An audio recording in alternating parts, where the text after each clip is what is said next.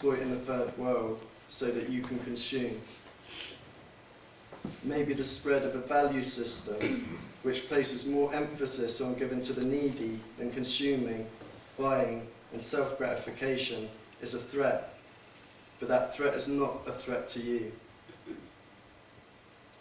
There's a misconception which is fundamental to our lives, and that is the misconception of freedom. We need to ask ourselves, are we free from or are we free to? Are we free from our desires or are we free to indulge them?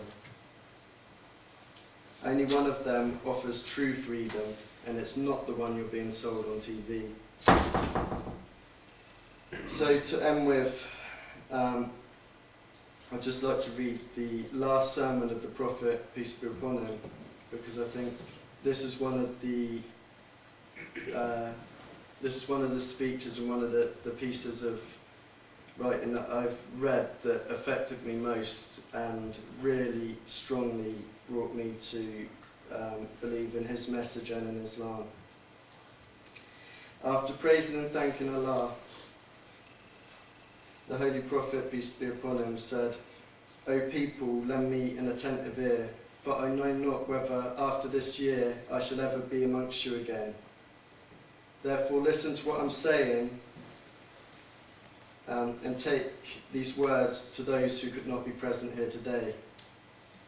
People, just as you regard this month, this day, this city as sacred, so regard the life and the property of every Muslim as a sacred trust.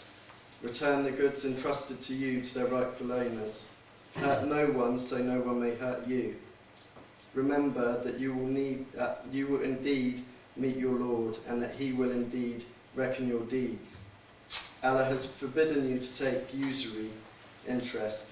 Therefore all interest obligations shall henceforth be waived. Your capital, however, is yours to keep. You will neither inflict nor suffer any inequity. Allah has judged that there shall be no interest, and that all interest due shall henceforth be waived. Beware of Satan for safety of your religion. He has lost all hope that he will ever be able to lead you astray in big things, so beware of following him in the small things. O people, it is true that you have certain rights with regard to your women, but they also have rights over you.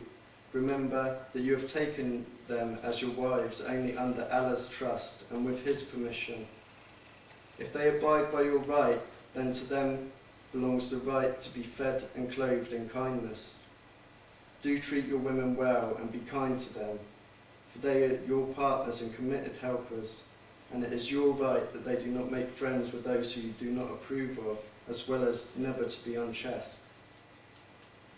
O people, listen to me in earnest, worship Allah, say your 5 daily prayers, fast during the month of Ramadan, and give your wealth in charity. Perform Hajj if you can afford to.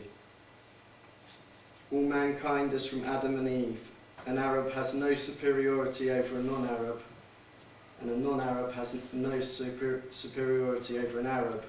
Also, a white has no superiority over a black, nor a black has any superiority over a white, except by piety and good action.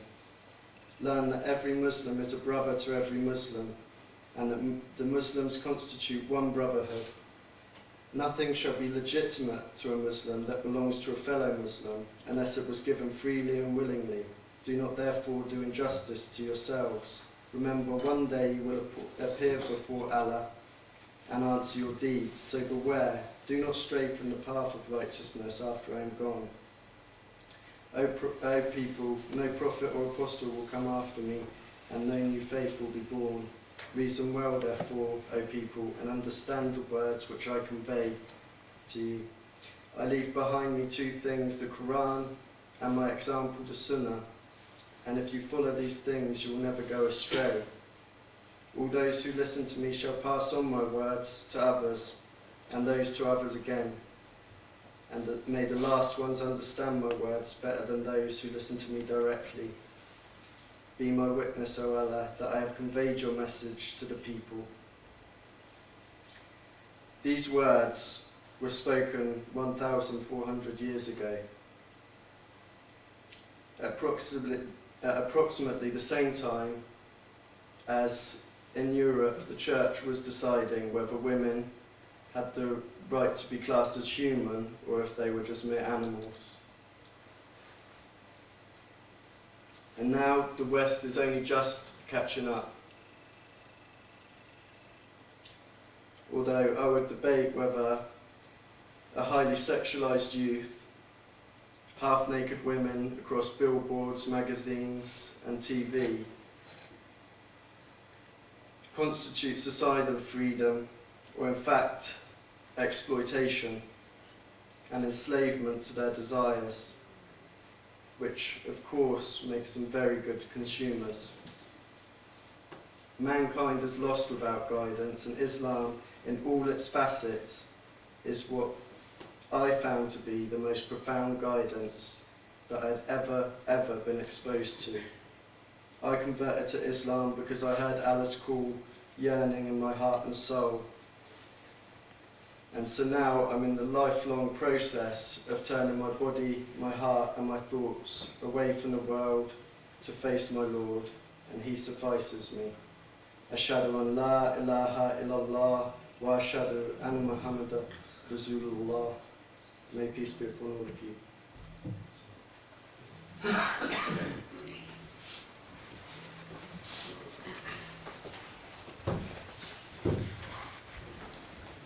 Thank you, brother. It's good words, very good words.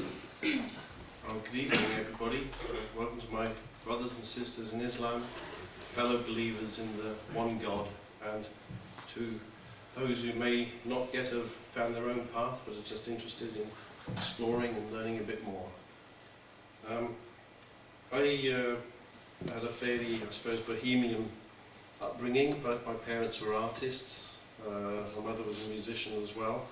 And we travelled a lot. We lived in Australia, we lived in South Africa, we went to all kinds of places.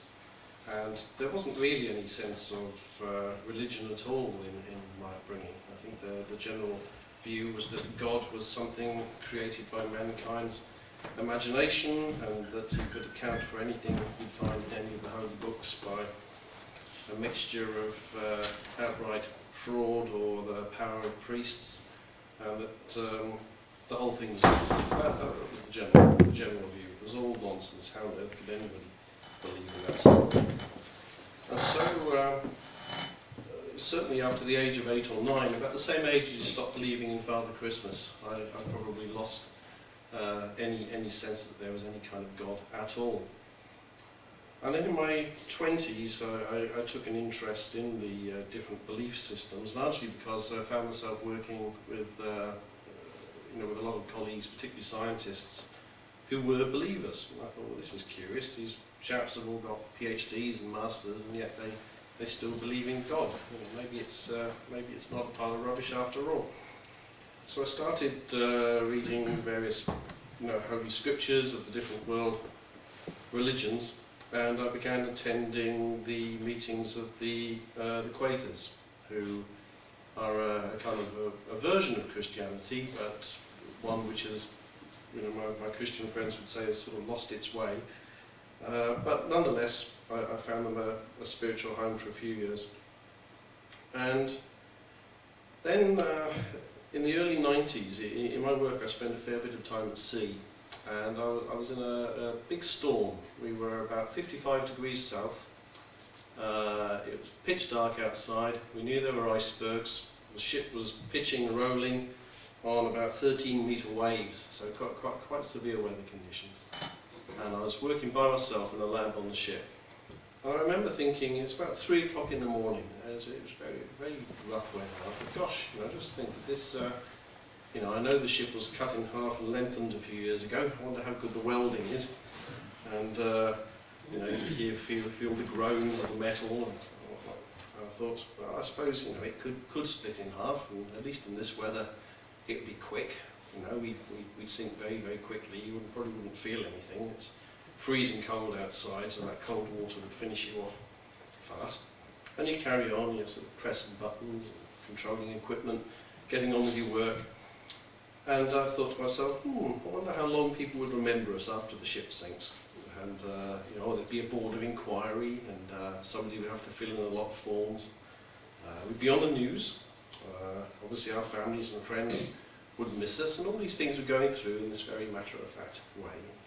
I thought, well, eventually the loss of the ship would just fade into history. You know, the photographs of us that had existed before the cruise would gradually fade away. In time, our own loved ones and families would, you know, they'd remarry, or we'd just become distant memories of the past. And I suppose eventually there's nothing left of you at all. And I was just thinking